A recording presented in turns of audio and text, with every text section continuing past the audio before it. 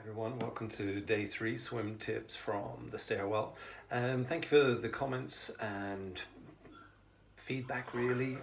Pleased to know it's helping some people, and by all means pop any questions you might have onto the Facebook links, or just get back with a tweet or something. Any swimming related questions, happy to help as best we can. Obviously I do own quite a few of these t-shirts, so if you're thinking, oh, that's the third day running he's been wearing that, I have a couple, so let's be clear on that. Tonight I've installed my slightly better pair of stretch cords, and I can show you those in a moment. I'm going to show you a few sort of the movements I'll sort of take in, and going to create a little circuit out of that, so hopefully that will be of use.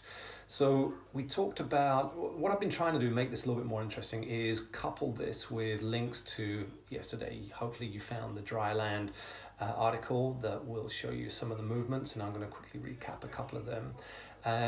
Also, have a look at the drills videos on the YouTube links, and hopefully in that playlist you should be able to get access to them, but I can send them via Dropbox if you need any further assistance.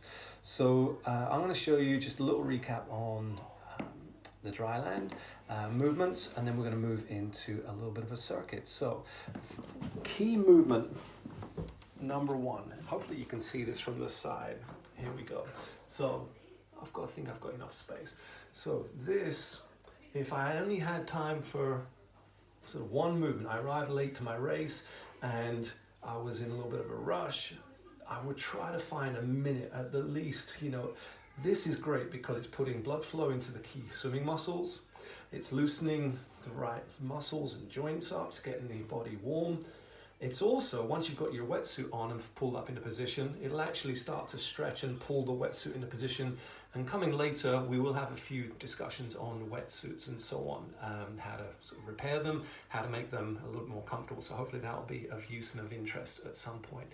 So fingertips just swing up and over towards the ears. Depending on your flexibility, you might be able to come a little bit lower, but that is absolutely a great exercise, okay, on many levels, purely for the swimming, but also for getting your wetsuit into position. So I would recommend that one. Okay, so here I am. I've got a much smoother rolling mechanism with a sort of a little flywheel up there, so I can get a much better position. It's a lot smoother. I'm going to actually hold, I don't have the paddles on these ones, it's a sort of a bit more of a regular resistance band contraption that's modified slightly. Okay, so I don't have the paddles, but I am still going to think about my hand shape. I'm going to think about the movements I'm making. I'm going to think about that body position, and I'm stretching in. The key thing is keep the head absolutely still. Pivot the elbow out, bring the forearm into horizontal. Obviously we're not, we kind of flip this, okay. Elbow goes wide. I want the forearm plus the hand pulling. I am switching, rotating from side to side. The hips are rolling. Head's nice and still. Not too worried about breathing, obviously, because I want this to build resistance. I want the arms to do the work. I want to be sort of in that front crawl swimming position, but let's not sort of overcomplicate it just yet. If you're thinking about the recovery, I think it's just safer. I just think it's smoother when you're on dry land, unless you've got space, unless you've got a good range of movement. For this, for the resistance, for the endurance through the arms, just go with that pulling under the water, under the body, keeping the hands pulling central. And then there's various other things you can do for the recovery. For instance, just a couple of light dumbbells here, and now I will put that pivot in at the hips, and I will practice my recovery. For long distance front crawl, I quite like the high elbow position. I do like to be adaptable, and that's what I speak to a lot of my swimmers about. Be adaptable, be able to change that. As the surf gets bigger, as the waves get rougher, it is good to sort of have a little bit more movement to go over the top. At the start of a race, might even be particularly straight. And then I'm really keeping the hands opposite each other. Okay, so we did touch on this a little bit the other day about stroke rate, okay? And I think I'm going to upload one of our earlier videos to help you talk about that, because it's quite interesting to get a hang of that, you know. So relaxed, long distance, steady.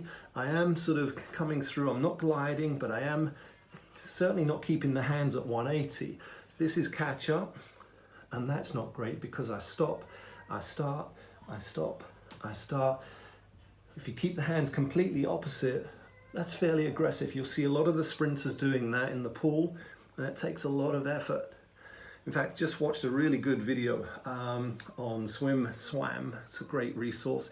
How Caleb Dressel, the new sort of wonder kid who may or may not get his chance to do his thing at the Olympics, he has 3 front crawl styles depending on whether he's racing the 50, the 100 or the 200. So be adaptable. Look at the conditions. Open water is very much, you know, if anyone says, you know, what technique do you teach? I look at the swimmer and we teach what's in front of us. We modify, we help, we look at the range of movement. We look at what they're doing, what their level of fitness is. We don't strictly have a method that we teach. We help the individual. So, you know, be adaptable, look at the conditions, and then you will be able to sort of adapt and work to the best of that. So nothing wrong with straight arm, nothing wrong with high elbow. Both have their places. Depending on the conditions, depending on how aggressive you're swimming, you know, it's great to be able to sort of deploy any of those at any one time. So let's go back to a little circuit. So I've shown you my positions here. I'm going to sort of maybe after my warm up, I can work on my catch position a little bit. I'm going to go double arm here just to keep the symmetry. Okay. Then I'm going to sort of maybe roll into the full stroke a little bit. Yeah, now I'm sort of got the hang of this. I'm a bit more warmed up. I'm going to open the hand a little bit. I like to swim with my fingers a little bit apart. The science is well documented now that, you know, no more than sort of 3 or 4 millimeters, you will have a larger usable hand surface. So even when I'm sort of dry land, it's worth paying attention to that. I'm trying to finish the stroke nicely at the back, down beyond the hip, well beyond the hip, because as long as those hips are rotating, I don't have to exit here, I don't have to exit here, I don't have to sweep around, which is where you often see people going wrong. But you watch an elite swimmer, they will stay central all the way through, and that hip will roll out of the way, and then the recovery comes in. Okay, so I might add in a little bit of recovery here just to see how that's working. Shoulders not as young as they used to be, but they're doing okay. So the other day we talked about we're not supplementing. Well, we are supplementing normally. Obviously, at the moment we're replacing because we're stuck indoors. So I don't want heavy bands. These are set up quite strong actually, but you know, I want to be building towards maybe 30 minutes, but I'm going to have to break that up into some circuits. So we could do a minute of just working on the catch. We could then create some exercises to work on the tricep extension. There's various small dumbbells. You can just kind of lean forward and work on the back of the stroke like so. Okay, you might have heard Aiden's in fine voice tonight. He's doing a lot better. Thank you for all your concerns and your well wishes. Okay, so the other exercise I wanted to show you, and I think, okay, so I was thinking of one simple exercise, one movement in kind of confined space that might actually touch on a lot of the swimming positions. So imagine, we mentioned earlier, we're just talking about a narrow a tricep position to strengthen. So if we look at a tricep push up, a very narrow press up even, okay, hold that plank position, maybe throw in, I doubt you'll be able to see that from there, but I'm lifting my legs alternate, straight leg recovery, and there's my front crawl leg kick as well. Hold the plank position, 5 or 10 seconds, narrow press up, and so on.